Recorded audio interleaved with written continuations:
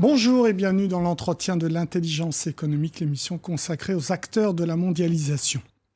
L'Empire du Milieu compte bien gagner la guerre économique mondiale et s'en donne les moyens. Opérations d'influence, cyberattaques, espionnage économique, rien n'arrête les guerriers économiques chinois. En Europe, la France serait l'une de ses cibles prioritaires, du moins si on en croit l'enquête de mon invité. Antoine Isambard est journaliste. Il vient de publier un livre intitulé « France-Chine, les liaisons dangereuses », un ouvrage paru aux éditions Stock. Bonjour Antoine Isambard. Bonjour Elie. C'est difficile d'enquêter dans ce milieu-là, dans les relations entre la Chine et la France ? C'est difficile côté chinois, c'est-à-dire qu'il y a peu de Chinois qui communiquent là-dessus. Donc de ce point de vue-là, effectivement, il y en a peu qui ont accepté de parler dans l'ouvrage, même en off. Après, que ce soit côté français, des hommes d'affaires, des diplomates, d'anciens ou d'actuels agents du renseignement, il y en a quand même qui parlent en off essentiellement. Ouais. C'est vrai que votre livre fourmille justement, vous faites parler des anciens des services. Est-ce que ce qui caractérise le plus ces relations dans leur pendant guerre économique entre la Chine et la France, c'est vraiment ce cyberespionnage ?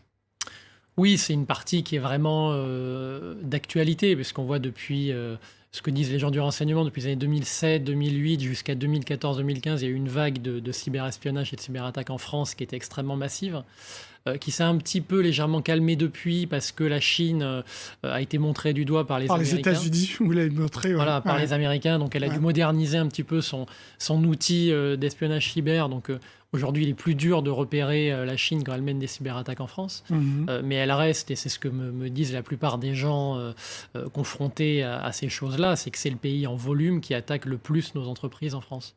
Nos entreprises, mais vous citez aussi des exemples où nos administrations ont été attaquées. Oui, notamment en 2011, où le Trésor à Bercy a fait l'objet d'une attaque d'ampleur. Qui n'a pas été attribuée publiquement à la Chine, puisque la France attribue très peu les cyberattaques. Bien que vous dites que la doctrine change aussi. Alors elle évolue légèrement. Florence Parly a effectivement pointé récemment un malware, un virus russe qui aurait visé l'armée. Mais c'est quand même assez rare. Généralement, on considère au sein de l'État qu'attribuer une cyberattaque, c'est un acte de guerre. Donc derrière, si on attribue, on doit être capable de monter au front, d'engager des choses lourdes. Donc c'est vrai que face à la Chine qui est extrêmement puissante, on hésite un petit peu, comme par rapport aux États-Unis. On avait vu qu'au moment de l'affaire Snowden en 2013, la France et François Hollande avaient été assez finalement prudents vis-à-vis des États-Unis. Donc l'attaque de Bercy, les spécialistes l'attribuent aux Chinois. Oui, et là-dessus, que ce soit, si vous voulez, des cyber-enquêteurs de différents services de renseignement, des hauts fonctionnaires, même des politiques, voilà, tous disent, il y a un faisceau d'indices qui est plus que concordant, qui nous fait dire que la Chine est derrière ça, d'autant que la Chine, selon les services secrets canadiens, avait fait la même chose, en fait, quelques mois plus tôt, contre le Canada en 2011. Donc, les services se sont parlé entre eux, on a un peu diagnostiqué, analysé l'attaque, et cette attaque-là, voilà, pour les Quel secteur économique intéresse la Chine en France et en Europe, peut-être plus globalement ? Alors pour ça, il faut lire il y a un document qui est assez simple, en fait, c'est le plan China 2025, en fait. Donc la Chine dit il y a 10 secteurs qui nous intéressent énormément. Et on sera les leaders mondiaux là-dessus. Voilà, donc l'aéronautique, la robotique, les biotechnologies, les télécoms avec la 5G. Et en 2025, on devra produire 70% de ces secteurs-là localement. Donc voilà, il suffit de voir ça. Et on l'a vu récemment, c'est vrai que notamment dans l'aéronautique, que ce soit Safran ou Airbus, deux groupes très importants, ont fait l'objet de nombreuses cyberattaques. Et Airbus encore aujourd'hui, c'est séparé d'ailleurs de salariés chinois qui sont au Royaume-Uni ou à Toulouse, qui sont suspectés d'avoir aidé les services chinois à mener ces cyberattaques-là. Alors ce que vous dites aussi, c'est qu'avant, c'est vrai, ces cyberattaques visaient directement ces entreprises, donc Safran, Airbus, mais ça s'est perfectionné et l'idée, c'est plutôt de viser les sous-traitants pour avoir accès à ces entreprises directement. Voilà, c'est exactement un petit peu la modernisation qu'on évoquait tout à l'heure, c'est que à partir du moment où les cyberattaques chinoises sont détectées plus facilement par nos services, les Chinois vont ruser un petit peu, et donc dans le cas d'Airbus, par exemple, un sous-traitant, un fournisseur, Expleo pour ne pas le citer, a été visé, et ensuite le but était d'atteindre Airbus pour avoir des documents de certification qui permettraient en fait de certifier l'avion chinois, le C919, qui serait le premier moyen courrier chinois conçu. Un monocouloir. Voilà. Et alors, autre acteur pivot de votre enquête, c'est évidemment le géant des télécoms chinois Huawei. Acteur d'espionnage, acteur de cyberespionnage? C'est toute la question, c'est qu'il y a deux craintes en fait avec Huawei. Il y a une crainte effectivement d'espionnage, où en fait les produits Huawei sont suspectés par les Américains, par les Français, de contenir des backdoors, des portes dérobées, des failles au sein des systèmes qui permettraient, le cas échéant, aux Chinois, aux services chinois, d'espionner, d'avoir accès à ces données-là. Alors c'est une vieille crainte qui est d'ailleurs pas plus chinoise qu'américaine, parce qu'on avait vu avec l'affaire Snowden que les Américains faisaient pareil. Ce que vous dites dans le bouquin. Simplement que les Chinois, là, le Huawei est une boîte quand même assez opaque, avec des liens avec l'armée chinoise et les services qui sont aussi parfois mis en évidence. Donc il y a une crainte à ce niveau-là. Et la deuxième, finalement, crainte, c'est que Huawei ne rachète des entreprises, ne noue des partenariats avec des entreprises françaises. Je pense ou des centres de recherche, que vous dites, pompe la recherche comme ça. Le commissariat à l'énergie atomique, par exemple, a un accord, plusieurs accords. Universités, les IUT. Avec des brevets qui seraient la propriété de Huawei. Et la France ne pourrait pas se prévaloir de ces brevets-là. Donc c'est trop complaisant la France vis-à-vis de Huawei par rapport à la position assez radicale de Washington? Oui, je dirais qu'en France, il y a un petit peu deux écoles, mais il y a quand même une école qui l'emporte sur l'autre. C'est plutôt l'école de Bercy et du Trésor, qui est plus libérale. On considère que la Chine, même si elle comporte un risque, elle fait peser un risque d'espionnage sur l'État français, c'est quand même un pays qui a beaucoup d'argent, qui est capable de financer la recherche, de racheter nos entreprises, de les relancer le cas échéant. On voit quand même, dans le bouquin, je m'attache à montrer ça, c'est que la Chine investit en réalité pas tellement en France, et lorsqu'elle investit, comme c'est le cas pour l'aéroport de Toulouse, le succès n'est pas toujours au rendez-vous. Donc c'est un argument qui n'est pas forcément, je trouve, valable. Et l'autre école qui est plus prudente, plus protectionniste, qui consiste à dire, faisons attention à ne pas faire entrer en quelque sorte le loup dans la bergerie, protégeons nos savoirs, nos technologies.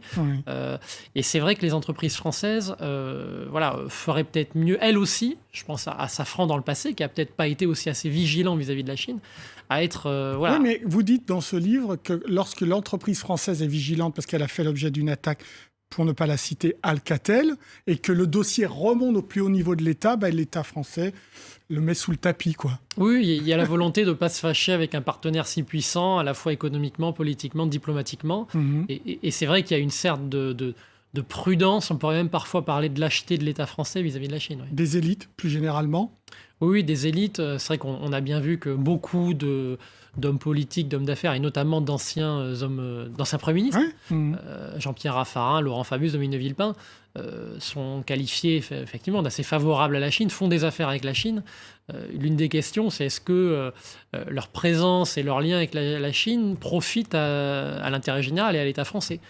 C'est une question qui n'est pas évidente parce que ils font souvent la promotion d'entreprises françaises en Chine ou d'entreprises chinoises en France.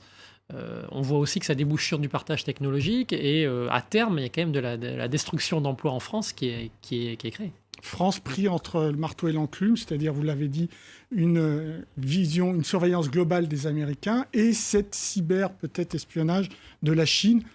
Comment réagissent vos interlocuteurs, essentiellement les hommes des services de renseignement là-dessus? C'est une question compliquée parce que avec les États-Unis, on fait du partage de renseignements, notamment en Afrique, au Sahel.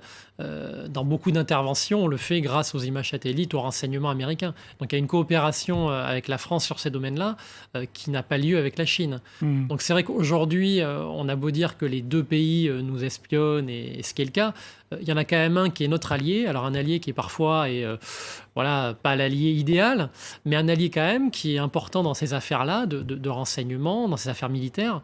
Et la Chine aujourd'hui n'est pas du tout au même niveau. On ne fait pas du tout du renseignement comme on le fait avec Washington. Donc pour eux, les États-Unis sont l'allié et restent un allié. Alors, votre livre aussi va dans des domaines un petit peu surprenants. Vous montrez comment la Chine investit le football et veut faire peut-être à l'image du Qatar, du soft power aussi. Oui, alors c'est peut-être moins, contrairement à Huawei ou à ces grands géants des télécoms que l'État chinois soutient énormément. On voit que le foot aujourd'hui, ça, c'est un petit peu en perte de vitesse parce que c'est souvent des investisseurs privés à titre individuel qui rachètent des clubs avec un succès là encore qui est limité. On l'a vu là récemment à Nice, qui a été racheté d'ailleurs par un milliardaire britannique, et ça a été assez mal géré par les Chinois. Il y a des clubs comme Sochaux où c'est une catastrophe absolue.